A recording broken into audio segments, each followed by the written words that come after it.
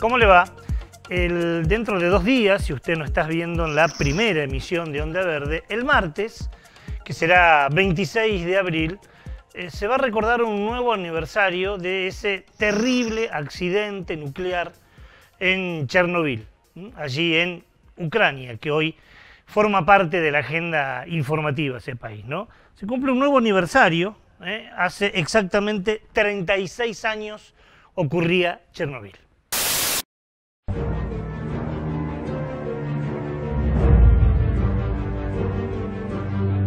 El accidente nuclear de Chernobyl se produjo durante la madrugada del 26 de abril de 1986.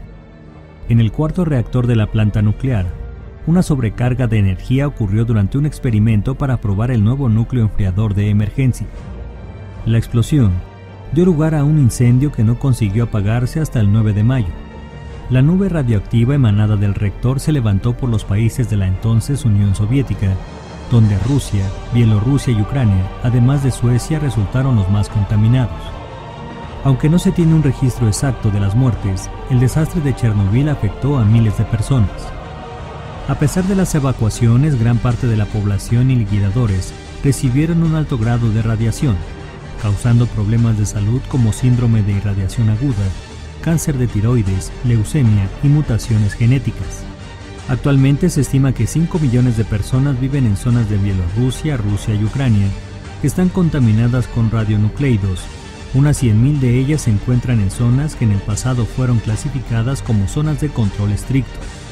La estructura del reactor, el combustible y los materiales de residuos radiactivos se encuentran cubiertos por un escudo llamado sarcófago que los protegerá durante 100 años con el fin de evitar contaminar a Kiev y Ucrania. El accidente nuclear fue clasificado como uno de los mayores desastres nucleares, superando a la bomba atómica de Hiroshima y Nagasaki.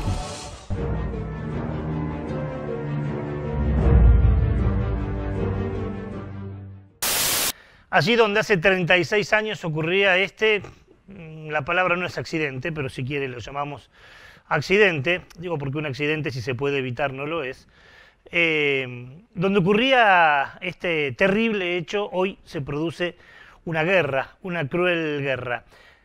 36 años pasaron de Chernobyl y nos vuelve a interpelar, nos vuelve a convocar. Asambleas socioambientales de diferentes partes del mundo nos convocan para recordar eso ocurrido hace un tiempo atrás, pero también nos invita a pensar sobre el hoy y a proyectar sobre el mañana. El 23 de abril y hasta el día 30 se va a realizar lo que se conoce como la Semana de Acciones contra el Plan Nuclear Argentino. Un plan nuclear el argentino que nació ya hace un par de décadas atrás, más concretamente nació durante la dictadura, pero que tuvo sus impulsos. Fundamentalmente, una de las presidencias de Cristina Fernández de Kirchner impulsó este plan nuclear argentino. Inclusive hay presentaciones en los tribunales porque se consideró en su momento como ilegal esta extensión del plan nuclear con la puesta en funcionamiento de reactores que gente que sabe mucho del tema decía que no podían estar funcionando, son reactores obsoletos, hablamos de los reactores de Atucha 1 y Embalse, y además no olvidemos que también en esta presidencia de Cristina Fernández de Kirchner se relanzó la posibilidad de terminar de construir Atucha 2 y el desarrollo de nuevos proyectos, fundamentalmente proyectos de minería que extraen uranio, algo fundamental para la utilización de este tipo de energía nuclear. Ya lo hemos dicho un montón de veces, no entendemos por qué los gobiernos apuestan a este tipo de energía, que no es más barata que las energías renovables y que además, ya sabemos, son muy peligrosas y pueden generar problemas como el que vimos hoy en el inicio de este comentario, de este editorial, de lo que sucedió en Chernobyl, pero que podríamos nombrar montones de otros hechos ocurridos en Norteamérica, en Japón, y uno mismo aquí en la Argentina, que no fue en las dimensiones de los que estamos hablando, pero que fue también un accidente muy fuerte y donde una persona, por ejemplo, falleció. Según el movimiento antinuclear argentino, lo que se conoce como MARA, El gobierno nacional y el de algunas provincias hoy nos están poniendo en peligro con esta vuelta o con esta apuesta nueva a la energía nuclear. Sobre todo con la extracción de uranio, algo que se está haciendo y que lo está haciendo además un emprendimiento que contamina y vaya si lo hace, como es la minería a cielo abierto. Nos pone en peligro a nosotros en el presente, pero también nos pone en peligro para generaciones futuras. El movimiento nuclear, antinuclear Argentina organizó una semana de alerta, lo que decíamos recién, y una semana de protesta. Vamos a ver qué es lo que está organizando. ¿Sabías que una central nuclear en funcionamiento normal emite radioactividad al ambiente permanentemente? ¿Sabías que la energía nuclear necesita de la minería de uranio? ¿Sabías que la minería de uranio es la peor de todas y que entre sus desechos se encuentran elementos radioactivos que contaminan el agua, el suelo y el aire durante miles de años? ¿Sabías que desde hace 7 años en La Rioja se resiste la instalación de una mina de uranio a 20 kilómetros de la ciudad capital con cortes y bloqueos a la CNA? ¡No es no! Hace unas semanas atrás, en este mismo espacio, hablábamos de una denuncia contra el Estado argentino por la compra de un reactor chino para poner en una de las centrales nucleares argentinas que no garantizaba su funcionamiento, inclusive ya había tenido algunos inconvenientes en otras partes del mundo, no es un reactor chino que sea aconsejable y se denunciaba. Vos estás viendo ahora al costado de mi pantalla el enlace de YouTube, donde ese programa nosotros hablamos de ese tema y si te interesa podés volver para poder ver lo que decíamos hace un tiempo atrás sobre esta denuncia. Como lo es con la megaminería, esta actividad, la actividad de producir energía nuclear, es peligrosa. Nos dicen, si uno habla con los defensores de este tipo de energía, nos dicen que no es peligrosa, que se puede controlar. Sabemos que es mentira, pero no es una cuestión que la discutamos y una cuestión de no nos ponemos de acuerdo o miramos diferente. Hay montones de experiencias en el mundo que nos hablan sobre la peligrosidad, cuánto ha afectado este tipo de energía en otras partes del mundo. Y en la Argentina tenemos experiencias también que si nos detenemos, y vamos a detenernos unos poquitos minutos en este final del comentario, demuestran los pasivos ambientales que dejaron. Por ejemplo, en Chubut y en Río Negro, allí están las fábricas enriquecidas de uranio, y si uno habla con los médicos de estas zonas, te dicen que desde que comenzaron a producir uranio en Chubut y en Río Negro, hay un aumento exponencial de cáncer. Bueno, lo que decimos siempre, cuando hay un emprendimiento que a partir del surgimiento de ese emprendimiento se generan enfermedades, lo primero que habría que plantear es, bueno, a lo mejor esta es la causa, paremos un poco, al menos hasta que descubramos si lo es o no lo es. Los médicos dicen que sí, pero no es solo ese lugar. Si vamos a Donoto, Donoto está en la provincia de Salta, allí dejaron sin remediar. Sin remediar quiere decir que una vez terminado la extracción de uranio, no trabajaron para remediar, para curar esa zona enferma. En Donoto, en la provincia de Salta, en Los Adobes, en Chubut, en Los Gigantes, en Córdoba, y ahí vimos, ¿no?, algunas imágenes de estos lugares donde los espacios quedaron absolutamente contaminados y muchos de ellos inclusive hasta cercados, para que la gente no pueda aproximarse porque se sabe que es peligroso. Como si la radiación podría dejar de funcionar tan solo por un alambrado, ¿no? Hay muchos más, La Estela en San Luis, Malargüe en Mendoza, Sierra Pintada también en Mendoza, Los Colorados en La Rioja, donde quedaron en todos estos lugares pasivos ambientales sin remediar, sin curar, producto de las minas de uranio, que una vez explotadas, las empresas se van y dejan todo a la buena de Dios. En algunos de estos lugares, por ejemplo, se ha producido la contaminación del acuífero Puelche. El acuífero Puelche no tiene mucha prensa, el que generalmente hablamos es el acuífero Guaraní, que es la reserva de agua dulce más importante de Latinoamérica, el Guaraní. El Puelche es el segundo, que ya está contaminado por la extracción de uranio para la energía atómica. Como vemos, no cierra por ningún lado.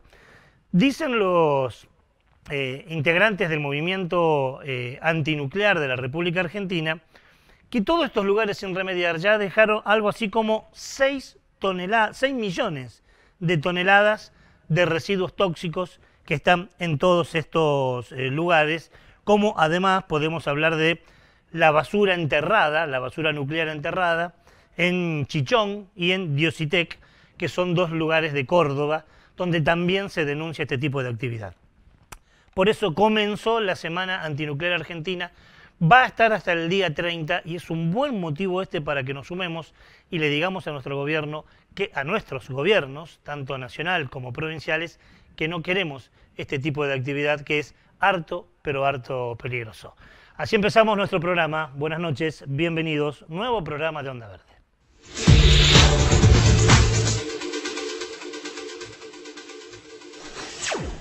¿Cómo le va? ¿Qué dice? ¿Todo bien? Bueno, así comenzábamos nuestro programa, ¿no? Este año decidimos comenzar siempre con una nota editorial que va ilustrada con algunas imágenes que nos alertan de algunas cosas que suceden. Y hablando de alertas y hablando de fechas, estamos muy cerca de recordar una efeméride, un día muy caro, muy doloroso para el sentimiento de los santafesinos. Estoy hablando del 29 de abril.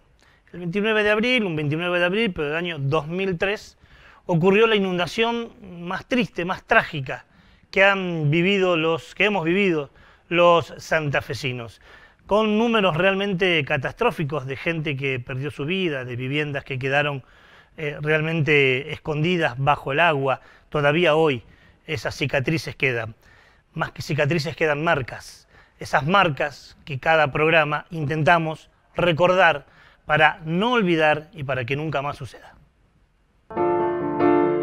La creciente había comenzado a fines de noviembre de 2002 y señalaba el punto más alto de un ciclo húmedo sobre la Mesopotamia. Un comité de emergencia hídrica creado en ese entonces había solicitado, entre otras medidas, que se cerrara la defensa oeste de la ciudad de Santa Fe. No fue el límite este del río Paraná habitual protagonista de las crecidas. El que subía su nivel era el río Salado. Como pocas veces antes, los habitantes de Santa Fe constataron que la ciudad ocupaba un pozo, con 2 ríos que la rodeaban, ambos por encima de sus cabezas. Ese 29 de abril amaneció lluvioso, como los 10 días anteriores. La política prometía que nada grave ocurriría. Se aseguraban las defensas para proteger la ciudad. A las 9 de la mañana del 29 de abril de 2003, en una radio local, el arquitecto Marcelo Álvarez, intendente de la ciudad, decía: todo el barrio Centenario, la Villa del Centenario, barrio Chalé, barrio San Lorenzo, barrio El Arenal, todo eso no van a tener ningún tipo de inconveniente, lo que sale por la casabomba número 1. Pero la verdad era otra. A la circunvalación oeste, una autopista sobre un terraplén destinado a frenar el agua del Salado, le faltaba completar un tramo. Un tramo que, lógicamente, se había pagado e inaugurado. La defensa nunca fue superada, pero por ese fatídico tramo, nunca concluido, entró un río entero que en menos de 5 horas cubrió con hasta 7 metros de agua 1/3 de la superficie de la capital santafesina. Lo que ingresa a la ciudad es un verdadero mar, una catarata que trae una cantidad de agua increíble por el hueco de apenas 2000 metros que nunca llegó a completar el anillo del terraplén. Santa Fe había quedado reducida a un inmenso recipiente donde el agua entraba, pero no salía. En ese lapso, las cuentas más conservadoras hablan de 130.000 evacuados, el 35% de los entonces habitantes de Santa Fe. 15.000 viviendas destruidas y un número impreciso de entre 23 y 180 muertos, según quien haga la cuenta. Frente al marasmo, la política completó su paradoja. El entonces gobernador Carlos Reutemann ordenó volar los tramos de la defensa, diseñados para enfrentar la crecida, para ahora, permitir la salida del agua. Cuando a pocas horas del desastre se conoció la noticia de la infame falta de finalización de la defensa, Reutemann abundó en declaraciones profundas. Yo no sabía, nadie me avisó, fue todo lo que dijo. Los informes de la Universidad Nacional del Litoral y los estudios de organismos técnicos como Vialidad Provincial confirmaron la desidia, la negligencia y la criminalidad del Estado santafesino y abrieron paso a la justicia, una justicia civil que todavía no se pronunció.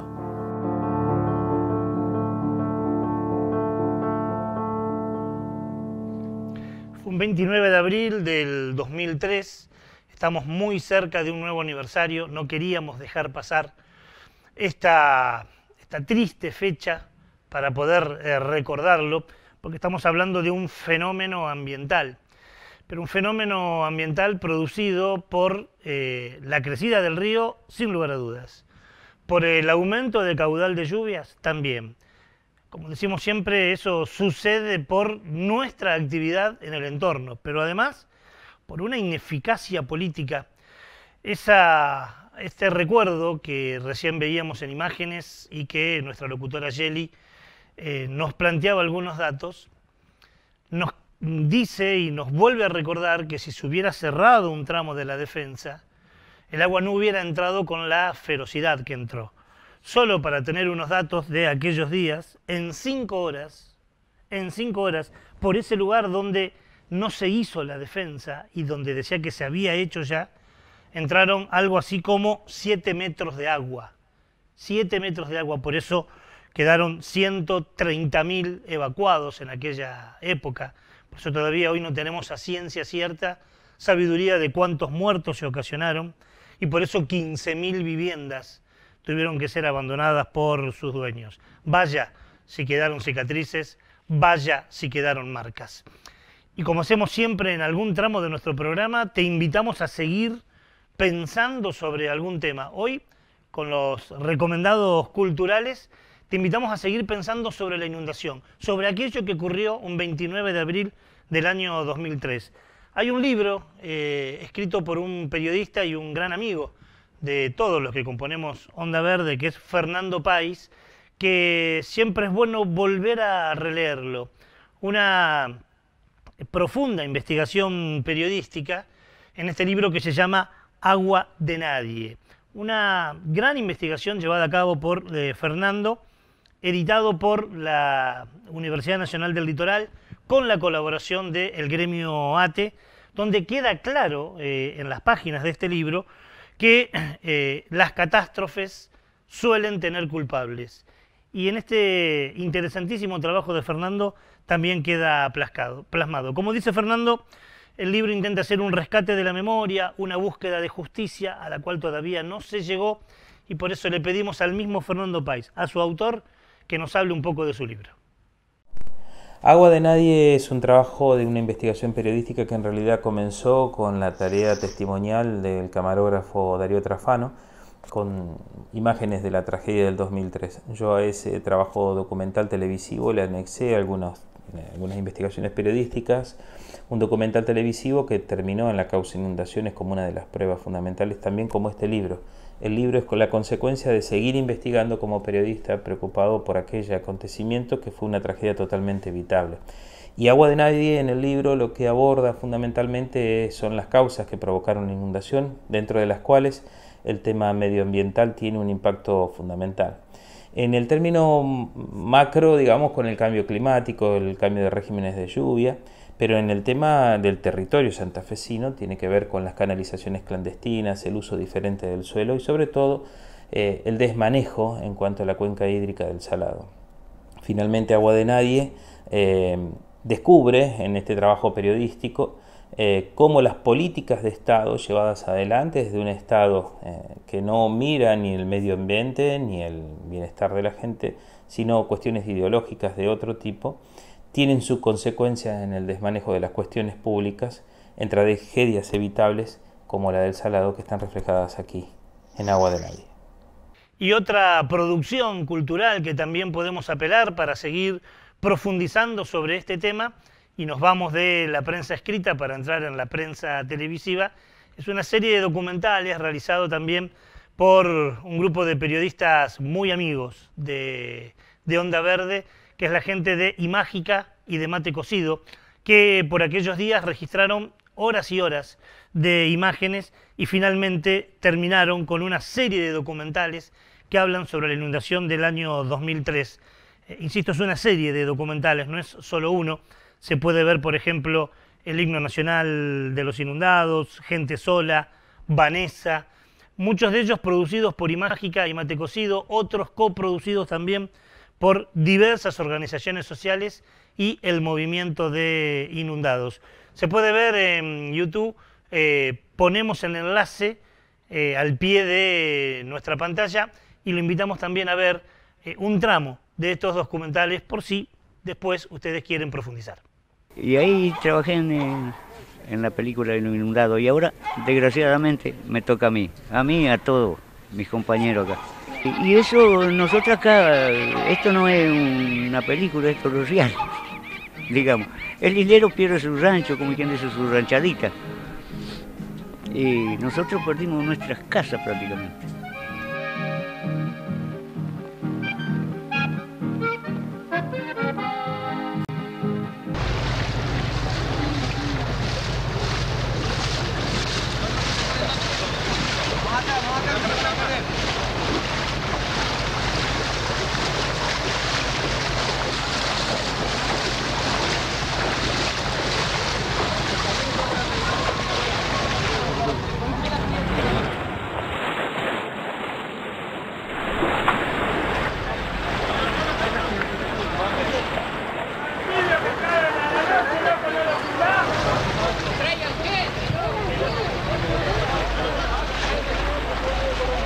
No sabemos a quién decirle, porque nadie acá se hace cargo, no sé, no sabemos a quién decirle.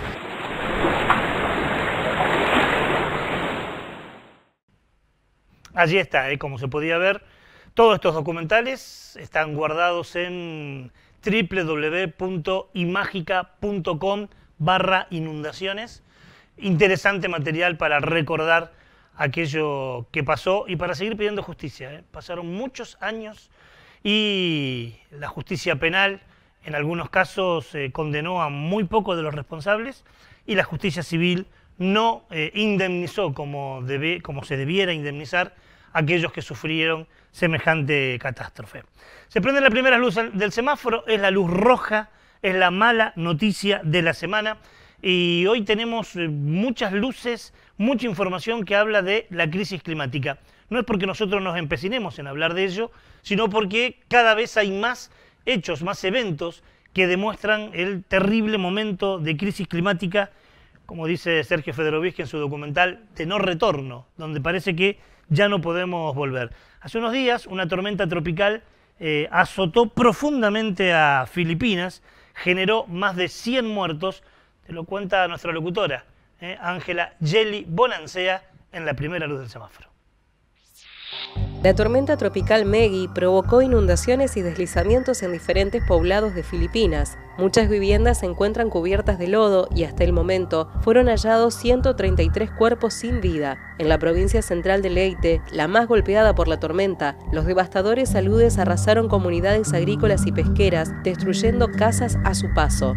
Numerosas personas continúan desaparecidas y se teme que podrían haber muerto luego de que la tormenta azotara el archipiélago a lo largo de varios días y obligara a decenas de miles a refugiarse en centros de evacuación. Según expertos, la virulencia de la tormenta tropical es asociada directamente al cambio climático. Más de 100 muertos, daños naturales, daños también en los edificios, en un lugar bellísimo, pero donde las tormentas tropicales azotan cada vez con mayor virulencia. Por eso Lucía en la producción y Yeli en la locución, con buen tino, lo pusieron en la mala noticia de la semana, en la luz roja, que nos invita a hacer una pequeña pausa, muy pequeña, ya volvemos.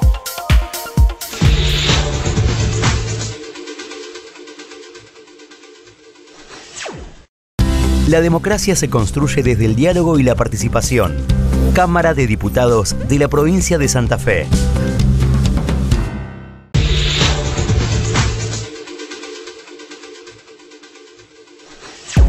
Segundo bloque del programa. Vamos a hablar del agua una vez más. Hace un par de programas atrás hablábamos de la contaminación de los cursos de agua por el plástico y los microplásticos.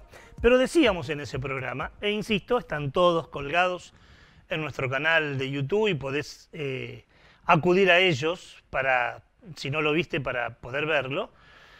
Decíamos en ese programa que no es la única sustancia que contamina el agua. Hablábamos también de los residuos industriales, de los cloacales y en nuestra zona, donde vivimos nosotros, de los residuos producidos por los agrotóxicos o los agroquímicos.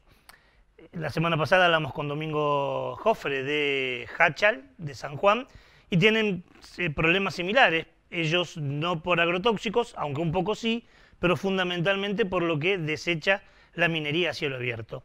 Como vemos, el agua es uno de los recursos que más se contamina. En nuestra zona, decíamos, por lo que se conoce como los plaguicidas sintéticos, que son sustancias en síntesis químicas que se utilizan o principalmente en la agricultura industrial, en la agricultura transgénica, afectando los cultivos. Pero no solo afectando los cultivos, porque esto cada vez se utiliza más. Esto que en el 90 nos dijeron que se iba a utilizar, pero que cada vez íbamos a necesitar menos, no fue así. Y hoy por hoy es desplazado por los vientos, contaminan las napas subterráneas de cada localidad donde aparecen estos plaguicidas.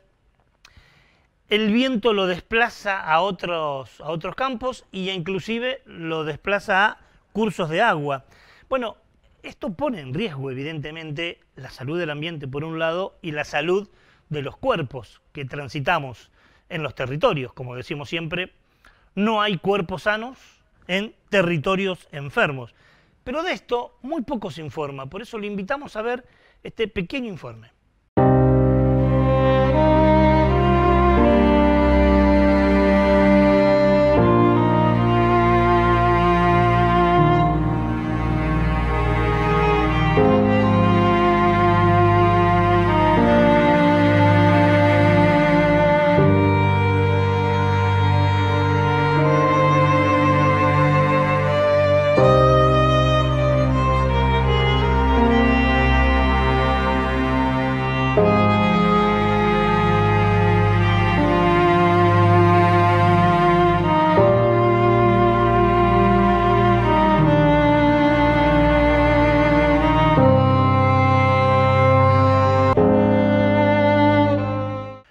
Más de 100 millones de toneladas de fertilizantes sintéticos se tiran regularmente y de ellos el 35% terminan en los cursos de agua.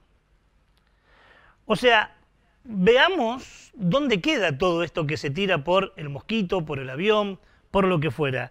Casi 5 millones de toneladas de plaguicidas químicos terminan en la tierra y por ende en las napas.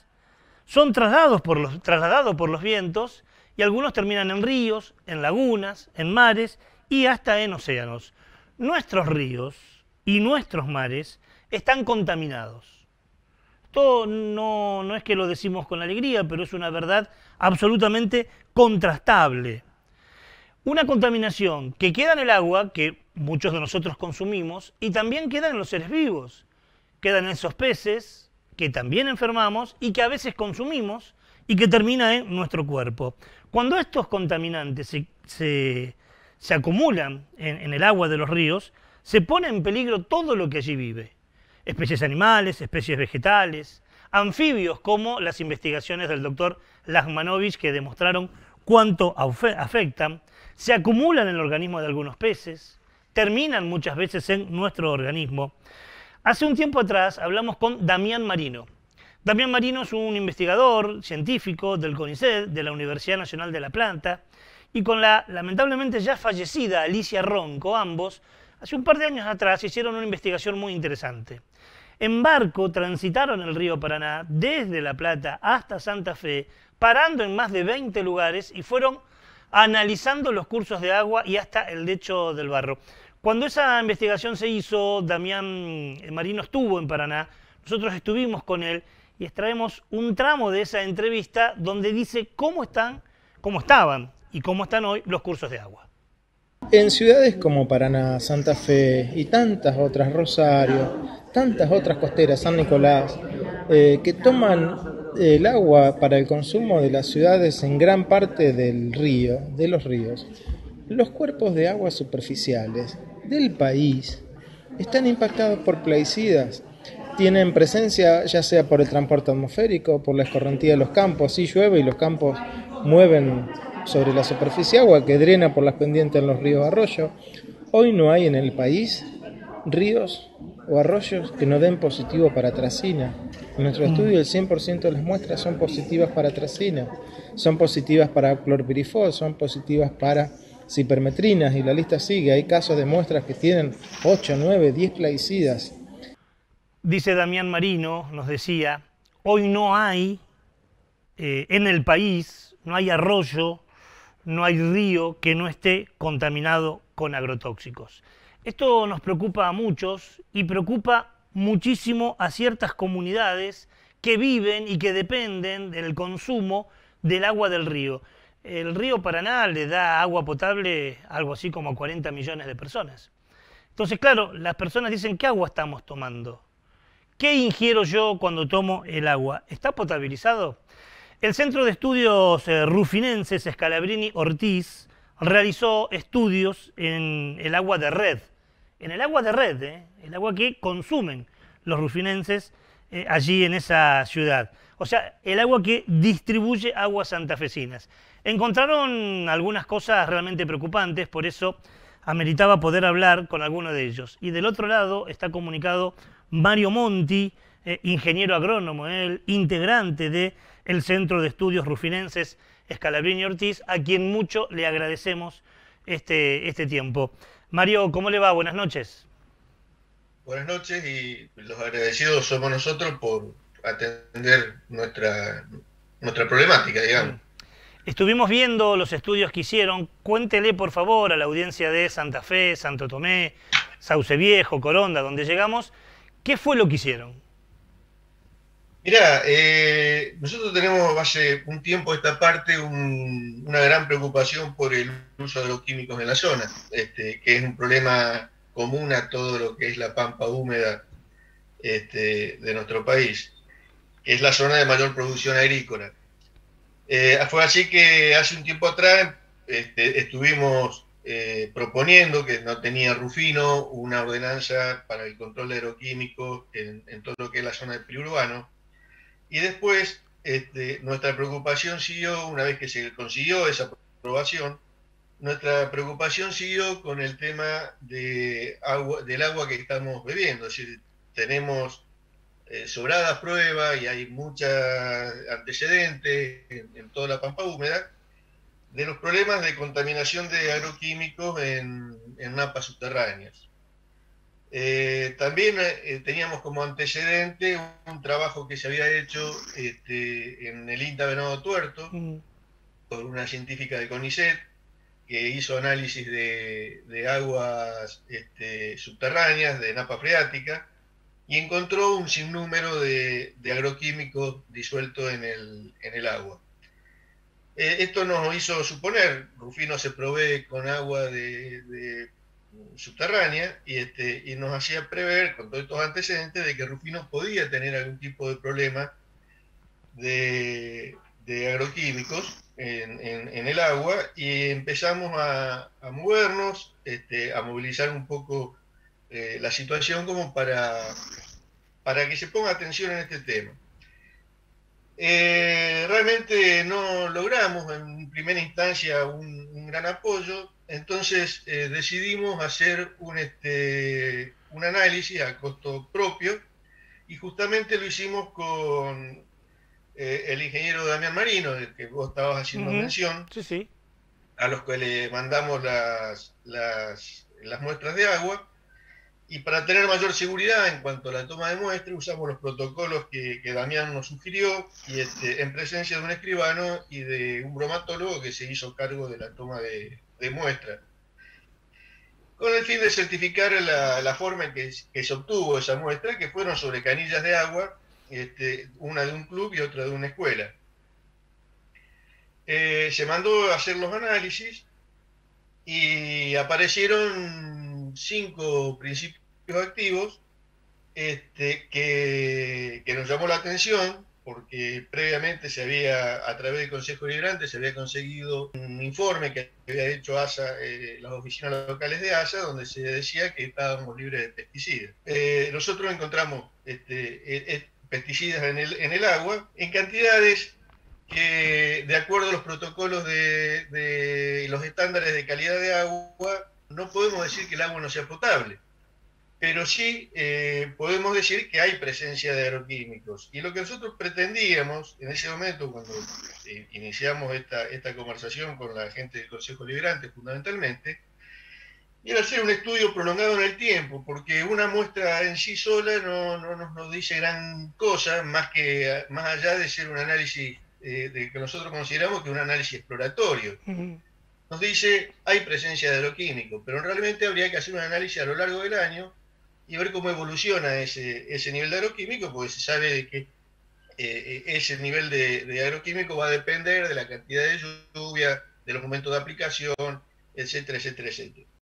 Eso nos llamó la atención y entonces empezamos a hacer un movimiento para, en función de estas pruebas, de decir, bueno, tenemos esta cuestión a ser tenida en cuenta y realmente necesitamos que se haga un estudio mucho más serio y mucho más prolongado en el tiempo. Pero lo que más nos preocupó, y que fue lo que motivó la segunda instancia de nuestra participación, fue que en la ley que regula el sistema de análisis de calidad de agua, es una ley que está anticuada. Claro.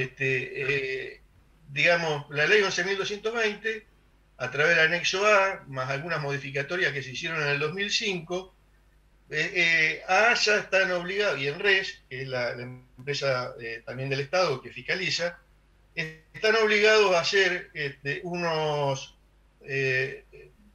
un análisis de principios activos, de los cuales hay 5 o 6 productos que ya no se usan más, que son órganos clorados, que están prohibidos en la década de los 90 del siglo pasado, y han incluido en la nómina de productos que buscan, de principios activos que buscan, unos productos en el año 2005, y después no se produjo ninguna otra modificatoria.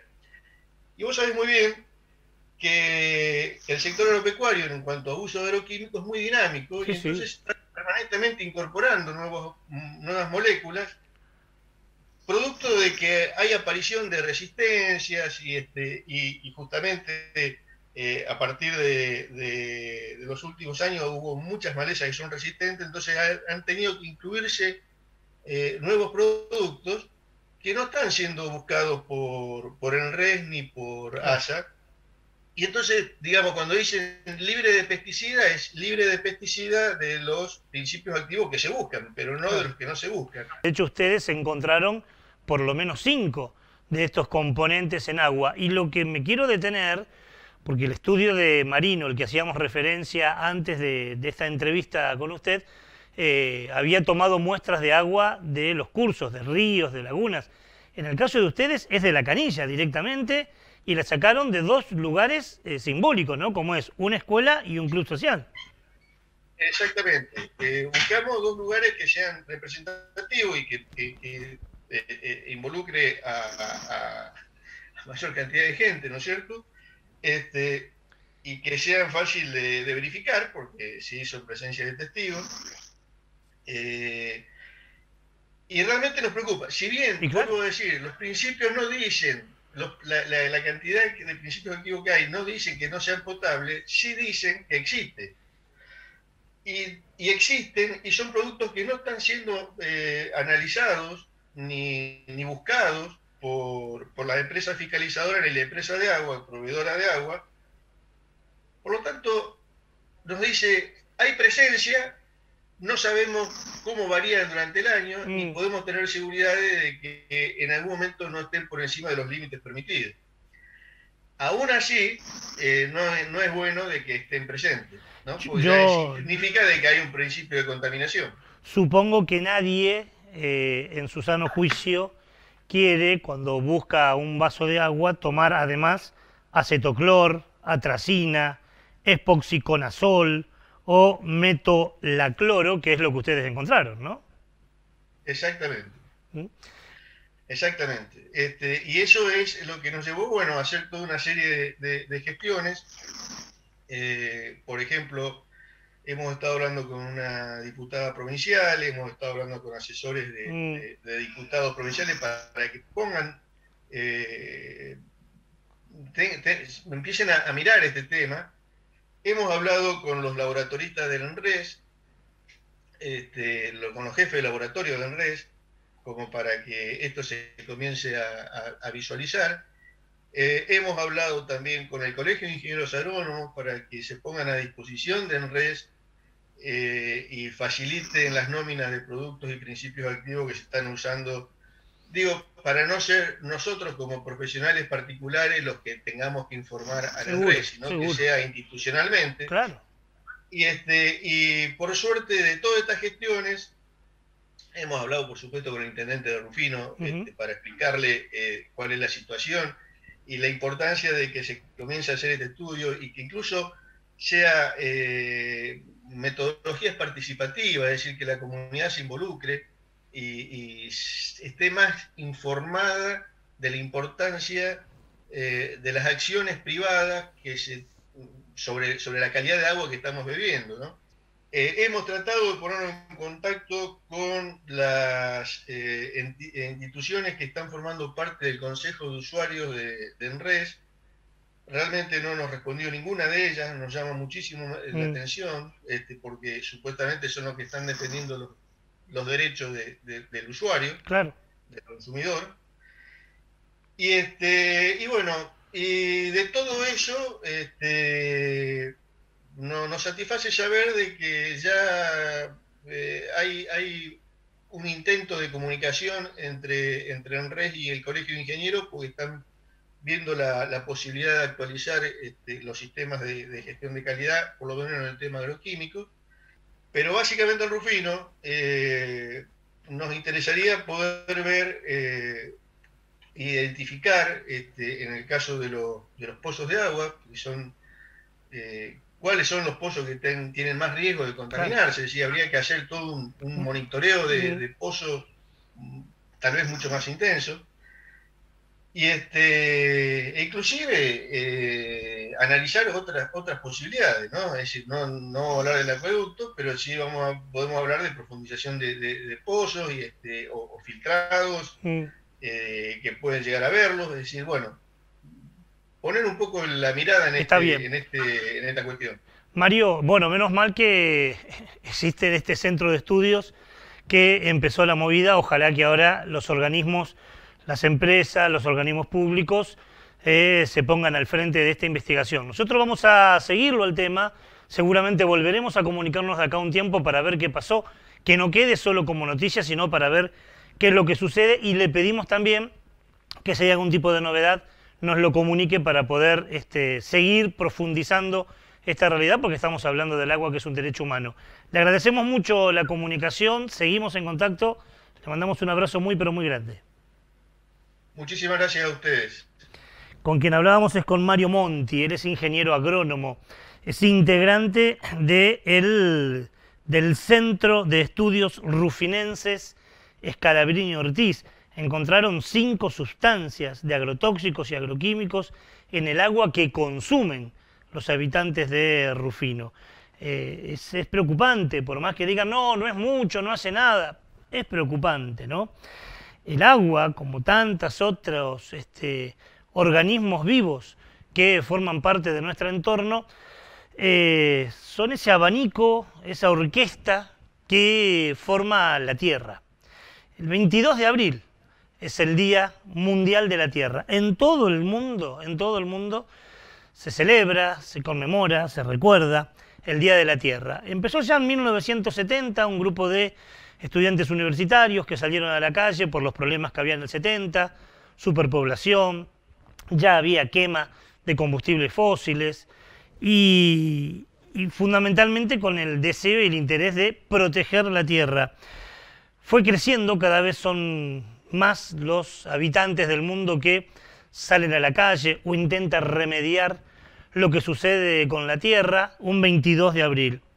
Este año, el 2022, el tema principal es una llamada de atención por la acción climática. El 22 de abril es el Día Mundial de la Tierra y así también lo recordamos en Onda Verde. Cierro los ojos y me imagino un planeta vivo, sano, un planeta más protegido. Abro los ojos y sé que es posible. Explorando, comprendiendo, conviviendo, cuidando, actuando.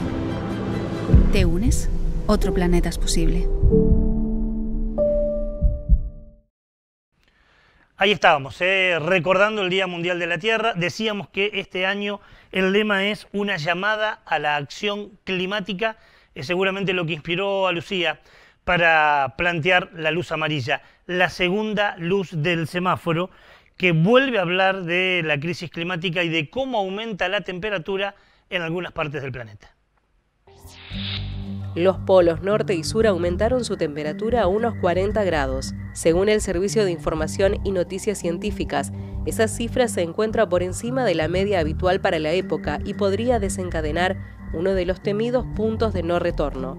El organismo también advirtió que el aumento de temperaturas continuadas en el Ártico, junto a las olas de calor registradas, están relacionadas con el deshielo del permafrost, que intensificará las emisiones de metano en la atmósfera. Los efectos meteorológicos extremos son pruebas del calentamiento global y pueden originar cambios irreversibles, provocando la alteración en la circulación de las masas de aire y fenómenos meteorológicos extremos, como olas de calor, inundaciones, mayor irregularidad de precipitaciones y sequías. Si bien las emisiones de combustibles fósiles son responsables de los récords de temperaturas y del cambio climático, en estos días se están quemando mayores niveles de carbón y gas, producto del conflicto bélico entre Rusia y Ucrania. El hecho esperanzador, y por eso ubicamos este hecho en la luz amarilla, es que hay países europeos que están desarrollando opciones para revertir la cantidad de emisiones de combustibles fósiles. Así nos despedimos de este bloque, nos queda material, ya volvemos.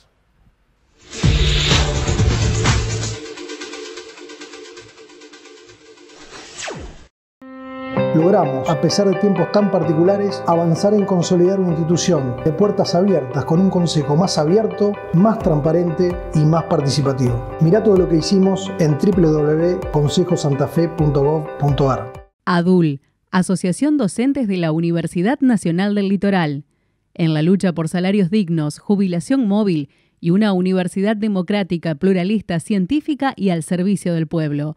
ADUL, Pasaje Martínez, 2683.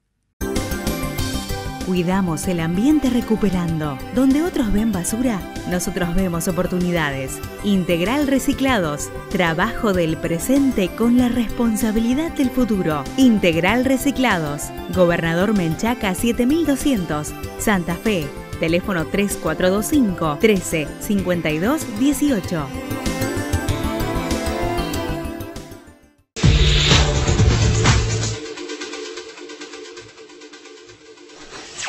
Tercer y último bloque del programa de hoy. En las dos luces, tanto en la roja como en la luz amarilla, se habló de la crisis climática, del cambio climático. Acción climática es el lema de este año por el Día Mundial de la Tierra. Bueno, entonces con la producción decíamos que la buena noticia de la semana, que la luz verde, también esté relacionado con el cambio climático. Bueno, hay un avión que parece que podría generar información interesante. Lo vemos en la buena noticia de la semana. Se prende la luz verde del semáforo. Un avión fabricado por un grupo de amigos se propone unir Ushuaia con Alaska para recolectar datos sobre el cambio climático. La nave fue bautizada como el Correcaminos. Piensa volar más de 150 horas por 22 países, recolectando datos sobre el cambio climático global, midiendo concentraciones de dióxido de carbono y carbono negro en la atmósfera, dos poderosos gases de efecto invernadero. La información surgida del experimento será puesta a disposición de investigadores del Servicio Meteorológico Nacional y de la Universidad Nacional de la Patagonia, San Juan Bosco, para su posterior análisis. Este avión va a recolectar datos y planteado así parece seguramente muy simplista y sin embargo no hay manera de realizar cambios, de generar modificaciones si no tenemos previamente la información. Por eso lo ubicamos en la buena noticia de la semana, lo ubicamos en la luz verde y en este caso es cuando la ciencia y la tecnología ayudan a la defensa del ambiente. Desde este año también tenemos nuestros recomendados. Pasamos por los recomendados culturales en el bloque que hablamos de inundación. Vamos a los recomendados naturales, lo invitamos a descubrir, a redescubrir si ya fue un bellísimo lugar de nuestro país que desde hace muy poco ya es reserva natural. Está muy cerca de Santa Fe, está en la provincia de Córdoba. Se lo conoce popularmente como Mar Chiquita, aunque el lugar es Ancenusa. Vamos hoy en nuestros recomendados naturales a recorrer Mar Chiquita. Se encuentra al noroeste de la provincia de Córdoba y al sudeste de la provincia de Santiago del Estero. Es la mayor superficie lacustre de Argentina. Un espejo de agua de 8.000 kilómetros. El mayor lago salado de Sudamérica y el quinto en el mundo. El recientemente creado Parque Nacional Ancenusa es un enorme humedal de alrededor de 1 millón de hectáreas, apto para la restauración de las poblaciones de flora y fauna nativa. En este ecosistema conviven variadas especies de vegetales, grandes algarrobos, quebrachos, juncales y totorales. También concentra casi 400 especies de aves, incluidos los flamencos. Es hogar de animales acuáticos, reptiles y otras especies como la nutria, los zorros y comadrejas. Se trata de una cuenca cerrada, alimentada por 3 ríos. El río Dulce, llamado también Salí, el río primero denominado Suquía y el río segundo, conocido como Sanaes. El agua salada, los cauces de los ríos, las lagunas permanentes y temporarias, las playas barrosas, los matorrales de arbustos y cardones, los bosques de tipo chaqueño y espinal, junto a los amplios pastizales y las sabanas inundables, componen una unidad integral y son reconocidos como escenario de gran valor ecológico, paisajístico, económico, cultural, científico y recreativo. Mar Chiquita o Mar de Ancenusa, un enorme espejo de agua, hoy es Parque Nacional.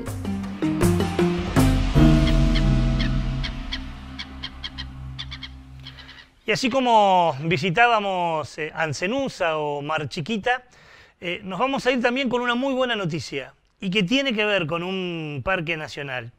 En nuestra Patagonia, en Tierra del Fuego, existe la Península Mitre. Hace 30 años que se está pidiendo que ese lugar sea considerado área protegida. Es un lugar bellísimo, es un lugar realmente un paraíso donde se conjugan montones de especies vivas que realmente hay que, en este momento tan embromado que estamos viviendo, protegerlo. Protegerlo porque es un lugar realmente donde se respira vida. Hay un océano virgen, hay turberas que son fundamentales por la riqueza de la tierra, pero que además sabemos que captan el carbono y en este momento es fundamental. Hay bosques de algas. Realmente un lugar que muy poco difundido, muy poco conocido, Península Mitre, en Tierra del Fuego, está cerca. Después de 30 años de batallar, está muy cerca de ser declarada área protegida. Y eso es lo que inspiró a un grupo de actores y cantantes a producir este tema musical con el cual nos vamos. Es por hoy, se llama, interpretado por Elena Roger, Ignacio Boreal, Mariano Torre, el enorme músico Lito Vitale. Es por hoy, hablando de la Península Mitre en Tierra del Fuego, con este tema musical. No se lo pierda porque es bellísimo. Nos vamos y nos reencontramos dentro de 7 días. Gracias por todo, hasta la semana que viene.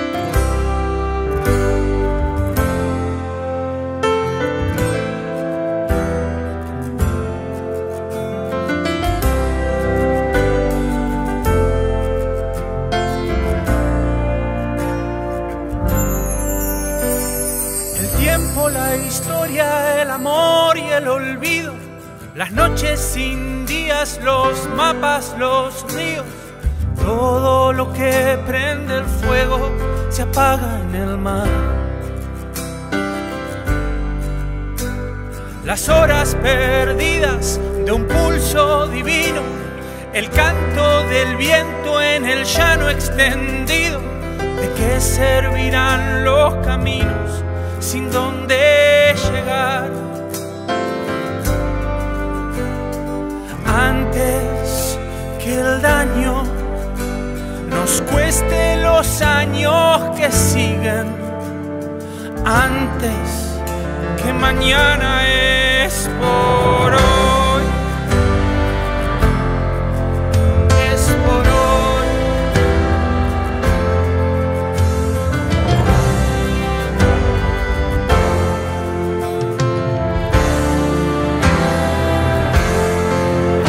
Las playas se olvidan y luego se pierden en los bosques verdes, respira el planeta y todo el silencio se esconde en el humedal.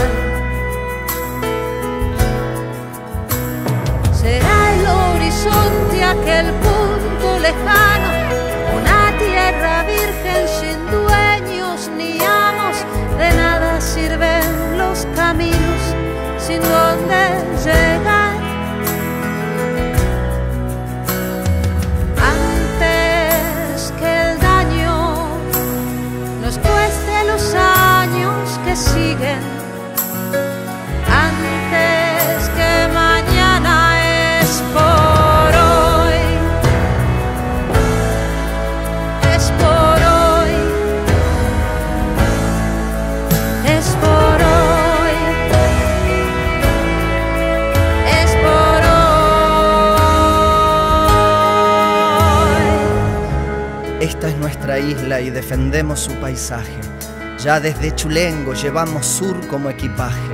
Crecimos con el viento empujando las espaldas y el frío de la nieve agrietándonos la cara. Nuestra isla del tesoro está escondida al fin del mapa. Somos el borde del borde. Somos el hielo, el fuego, las nubes, las cumbres y la oscuridad del mar. Todo eso es esta isla. Todo eso y mucho más. Las planicies de los Shelgnam, los Yaganes y el canal. La península habitada por las luces y los haush, canelos, turbales y sendas ancestrales. La historia del planeta es presente en mi lugar. Aquí en donde el clima se vuelve una agonía, hubo hombres guanacos y 1000 noches sin días. Hubo mujeres canoeras, hubo mártires y piratas. Acá Jimmy Button se convirtió en patria. La península convive con las orcas y los lobos.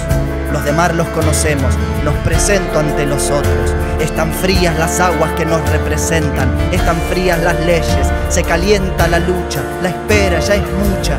Un oasis para el mundo congelado sin razón. 30 años va la espera, durmiendo en un cajón. Por todas las luces que restan y quedan, por esta península sagrada y cierta, y cada canoa del viento surcando el canal. Por los que ya estaban, por los que vinieron, por los que resisten, por los que se fueron. ¿De qué sirve